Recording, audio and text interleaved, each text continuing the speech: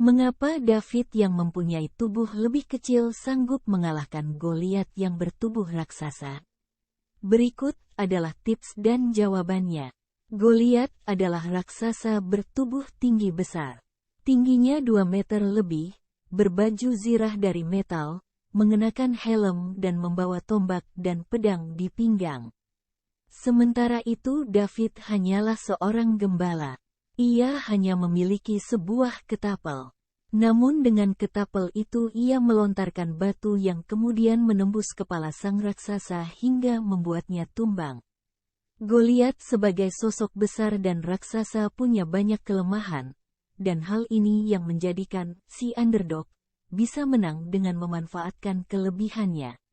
Salah satunya adalah karena faktor kepepet. Ketika kepepet orang bisa berbuat luar biasa bahkan berdampak besar bagi banyak orang. Banyak tokoh sukses muncul dari kalangan yang tidak diunggulkan. Berbagai potensi bisa dimunculkan dari kalangan underdog. Belajar dari kisah Goliat, keadaan bisa berbalik.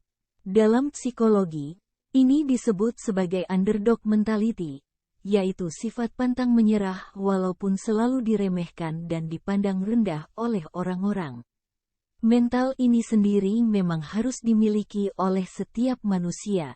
Dengan memiliki mental underdog, seseorang dapat terus maju, percaya diri, dan yakin dalam menggapai tujuan walaupun dianggap remeh dari berbagai arah. Underdog adalah sebutan untuk orang yang dianggap akan mengalami kekalahan, namun ternyata dialah yang akan mendapatkan dan membawa kemenangan. Umumnya, mereka yang dianggap underdog akan selalu diremehkan oleh orang lain. Tetapi, hal ini dapat dengan mudah dilawan sehingga mereka berhasil mencapai tujuan tersebut.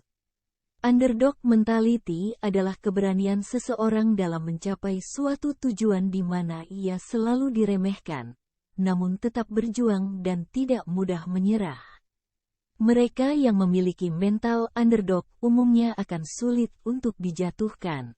Selain itu, para underdog tidak akan pernah peduli dengan omongan orang-orang yang selalu meremehkan mereka. Satu hal yang menjadi fokus pemilik mental underdog adalah berhasil dalam mencapai tujuan utama walaupun tujuan tersebut telah membuat mereka dihina, direndahkan, dan diremehkan. Salah satu cara untuk mendapatkan mental underdog adalah selalu percaya diri dan yakin pada diri sendiri.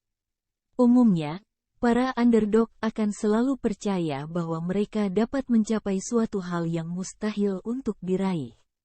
Dengan percaya diri, seseorang dapat mencapai tujuan yang ingin diraih tanpa perlu takut gagal dan diremehkan orang lain. Mereka yang memiliki mental underdog adalah orang yang selalu bersyukur walaupun telah diremehkan dan direndahkan. Pasalnya, tujuan utama mereka bukanlah mendapatkan pujian, tetapi keberhasilan. Kunci penting untuk mendapatkan mental underdog adalah tekun. Dengan ketekunan, seseorang dapat mengatasi segala hambatan yang terjadi saat ingin mencapai suatu tujuan.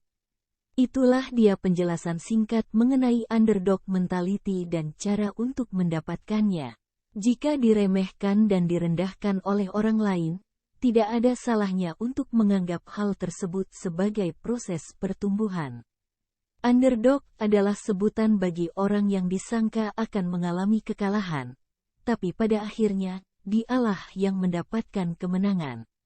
Seorang underdog awalnya sering diremehkan oleh orang lain, tapi setelah mereka sukses atau berhasil, orang lain yang meremehkannya terdiam.